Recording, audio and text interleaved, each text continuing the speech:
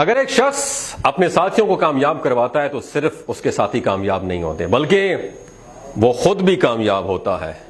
بندے کے ساتھ جڑے ہوئے لوگوں کی کامیابی اصل میں اس کی کامیابی ہوتی ہے۔ ہمارے معاشرے میں یہ ایک نظریہ پایا جاتا ہے کسی کو کامیاب نہیں کروانا بلکہ خود کامیاب ہونا ہے، کیونکہ جب میں آگے ہوں گا تو سب میرے پیچھے ہوں گے، اس لیے لوگ دوسروں کی مدد کرتے ہوئے نظر نہیں آتے۔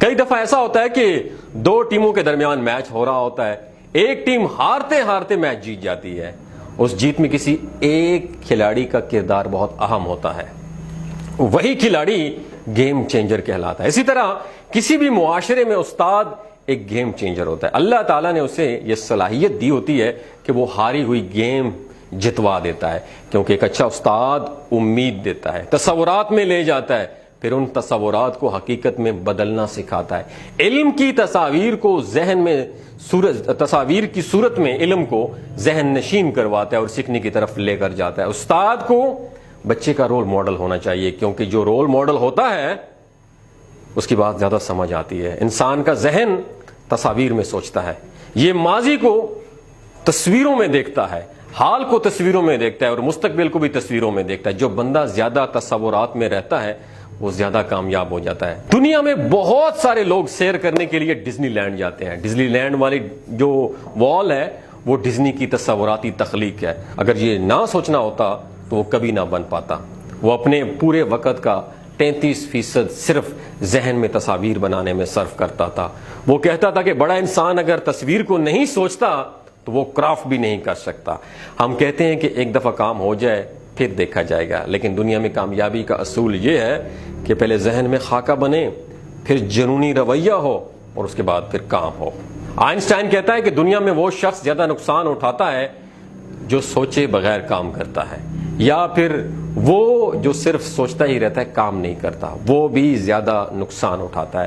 اگر استاد بچے میں تصورات کی دنیا کو نہیں ابھارتا، یعنی اس کے ذہن میں روشن مستقبل کی تصاویر نہیں بناتا، وہ استاد نہیں ہے، کیونکہ استاد کا کام صرف علم دینا نہیں ہوتا بلکہ علم کی پیاس دینا بھی ہوتا ہے۔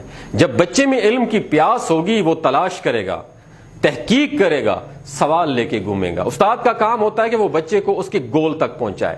دنیا میں سب سے عظیم استاد رسول کریم صلی اللہ علیہ وآلہ وسلم کی ذات مبارک ہے۔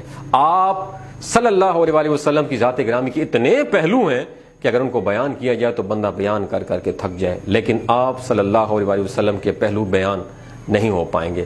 آپ صلی اللہ علیہ وآلہ وسلم کی ذات گرامی کی تعلیم تھی کہ حضرت عمر فاروق رضی اللہ تعالی عنہ ممبر پر بیٹھ کے فرماتے ہیں کہ عمر فاروق رضی اللہ تعالی عنہ نہ ہوتا اگر اس کی زندگی میں محمد مصطفیٰ صلی اللہ علیہ وآلہ وسلم جیسا استاد نہ ہوتا۔